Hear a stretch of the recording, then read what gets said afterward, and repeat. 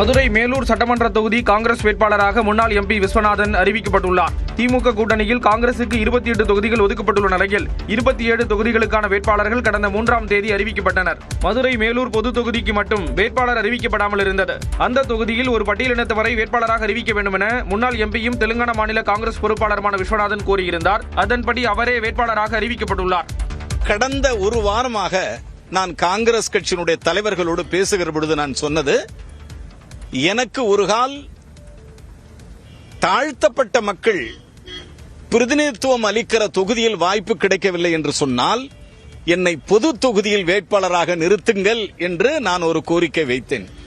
24 மணி நேரத்தில் என் அன்பு தலைவர் ராகுல் காந்தி அவர்கள் என்னுடைய ஆடியோவை கேட்டு உடனே 24 மணி நேரத்தில் ஒரு முடிவை எடுத்து என்னை வேட்பாளராக அறிவித்திருக்கிறார்கள். மதுரையைச் சேர்ந்த விஸ்வநாதன் பாரத ஸ்டேட் வங்கியில் பணியாற்றியவர். பின்னர் மக்கள் சேவையாற்ற பணியை தொடர்ந்து காங்கிரஸ் கட்சியில் இணைந்தார். தற்போது அகில இந்திய காங்கிரஸ் கமிட்டியின் செயலாளராகவும் தெலுங்கானா மாநில காங்கிரஸ் பொறுப்பாளராகவும் விஸ்வநாதன் பணியாற்றி வருகிறார். மேலூரில் அதிமுகவின் பெரிய பொல்லான், நாம் தமிழர் கட்சியின் கோட்டைக்குமார், தவைகவின் மதுரை வீரனை எதிர்த்து களம் காண்கிறார் விஸ்வநாதன்.